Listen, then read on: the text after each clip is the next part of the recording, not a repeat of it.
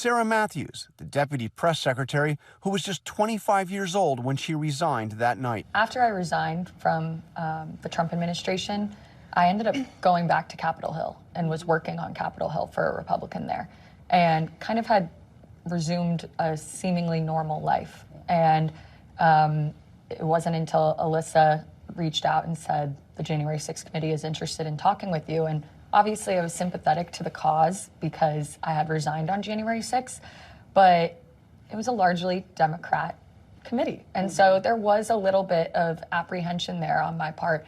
And she said, Liz Cheney is willing to meet with you off the record. It'll just be the three of us and it won't leak. And so the three of you met in the basement of the Capitol. And nothing leaked from it. And nothing leaked from it. You could have told me about it. And nothing leaked from it. And we sat there for probably 4 or 5 hours or something. Wow. And I just gave her my best recollection of the events leading up to January 6th and the aftermath of the election. And the day of, that was what was most interesting, the West Wing, that people were saying, this isn't our people, this is Antifa. Exactly. And so was able to help shed some light, but I honestly thought that that was going to be the end of it. I thought that, you know what, I don't have anything that's super compelling. I didn't talk to the president on that day. So I thought, I'm going to cooperate, of course, because I'm sympathetic to the cause, but this will probably be the end of it, and I'll point her in the right direction. To give you a sense of just how easy that would have been, let's take a look at a map of the West Wing. As we saw earlier, the president's private dining room is at the bottom of the map. The press briefing room is at the top, highlighted in blue. And the Rose Garden, where the president ultimately filmed his go home video, is on the right next to the Oval Office, and that's highlighted in green. Ms. Matthews, how quickly could the president have gotten on camera in the press briefing room to deliver a statement to the nation? So as you outlined, it would take probably less than 60 seconds from the Oval Office dining room over to the press briefing room. And for folks that might not know, the briefing room is the room that you see the White House press secretary do briefings from, with the podium and the blue backdrop. And there's a camera that is on in there at all times. And so if the president had wanted to make a statement and address the American people, he could have been on camera almost instantly. And conversely, the White House press corps has offices that are located directly behind the briefing room. And so if he had wanted to make an address from the Oval Office, we could have assembled the White House press corps probably in a matter of minutes to get them into the Oval for him to do an on-camera address.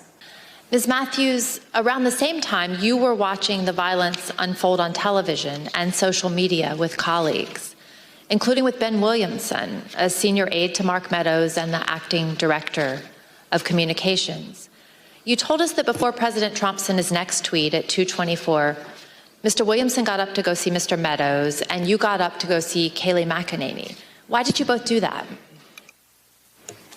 So Ben and I were watching the coverage unfold from one of the offices in the West Wing, and we both recognized that the situation was escalating, and it was escalating quickly, and that the president needed to be out there immediately to tell these people to go home and condemn the violence that we were seeing. So I told him that I was going to make that recommendation to Kayleigh, and he said he was going to make the same recommendation to the Chief of Staff, Mark Meadows.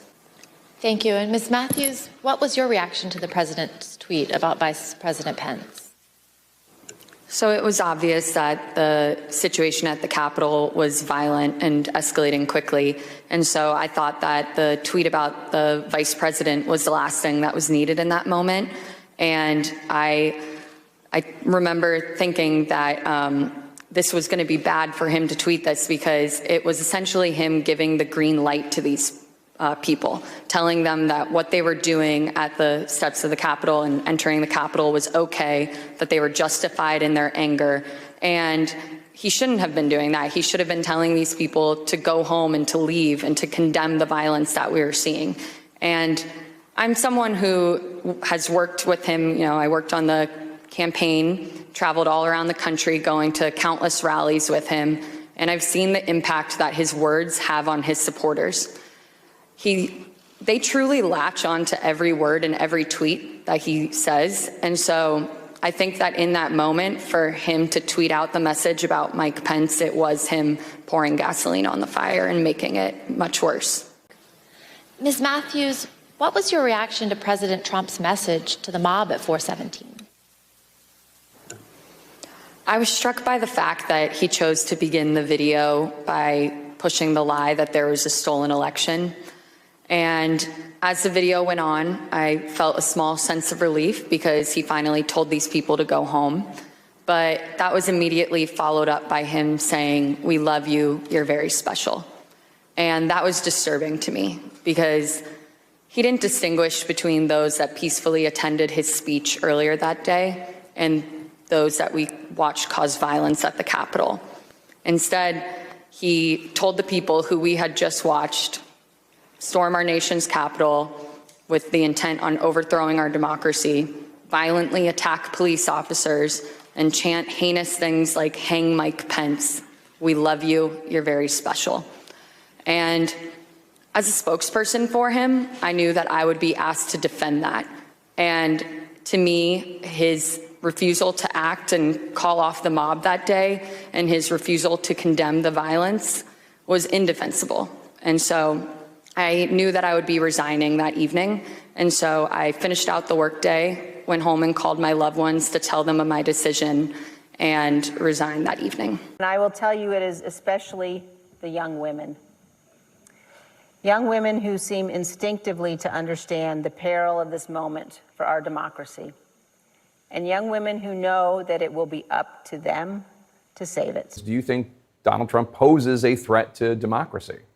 I do think that he poses a threat to democracy. I think that January 6th showed that, and that was part of my reason for resigning.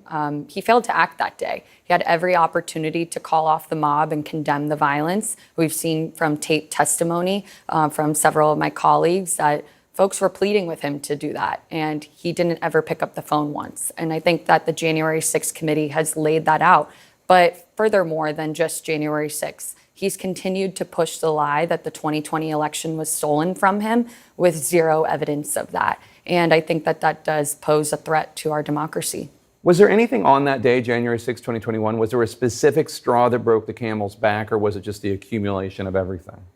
I do think that it was a slow burn for me, you know, the accumulation of him pushing the election lie that it was stolen. But probably on January 6th, when he tweeted out the video after everything we had witnessed, him saying, "Oh, we love you, you're very special," to his supporters, that was really the moment for me when I knew that I was going to resign. While you were testifying a few months ago, the House Republican Conference, the official Twitter feed for the House Republican Conference, they attacked you, they smeared you. And at the time, you were working for House Republicans, I think on the Environment and Public Works Committee or something like that. Mm-hmm. I know you didn't know about it in real time, and probably by the time you found out about it, they had deleted it, but that must have felt horrible. Yeah, I thought it was definitely an embarrassing look for them. I was a current House staffer at the time, and for them to tweet that out, they can't claim ignorance. I know the people on Elise Stefanik's team personally. That's the number 3 Republican in the House who's in charge of the conference, yeah. Exactly, and so they know that I was a current House staffer, and I think what was most astonishing to me about them tweeting that out was they tweeted it calling me a liar before I ever even opened my mouth. So they didn't even hear what I had to say in my testimony. And I don't think what I said in my testimony was proof that I was lying. There was nothing to be lying about because everything I said has been corroborated in the tape testimony that we've seen from my colleagues, that President Trump had people around him begging him to condemn the violence, to call off the mob, and he did not act. Yeah, no, it was a bad look for them. That's a nice way to put it. I mean, too many people in the party have become trolls. Based on your experience with Kayleigh McEnany, who was the press secretary while you were her deputy, other people like Stephen Miller, other people who worked in the White House, do you think they actually believe these lies about the election being stolen despite there being no evidence of widespread fraud? Or do you think they're just play acting because it keeps them in Donald Trump's good graces? I can't speak for specific people, but I will say that I think it's a little bit of both. I think there are some folks who know better and are smart enough to see through this. They know that there's no proof of the election being stolen, but they wish to stay in the good graces of Trump world, and they prioritize their, ambition and careers for that. But then I do think there are some people who truly are detached from reality and have convinced themselves enough that the election was stolen. And just to remind people, you are a conservative Republican. Correct. Is there still a place for you in the Republican Party, do you think? I still think there is a place. I'm hopeful that by speaking out and saying that Donald Trump is lying to the American people about the 2020 election, that it will hopefully encourage more people to come forward and acknowledge this. And I think that the more people that are willing to stand up and speak the truth will save the Republican Party, but I'm not encouraged by the direction that it's headed right now.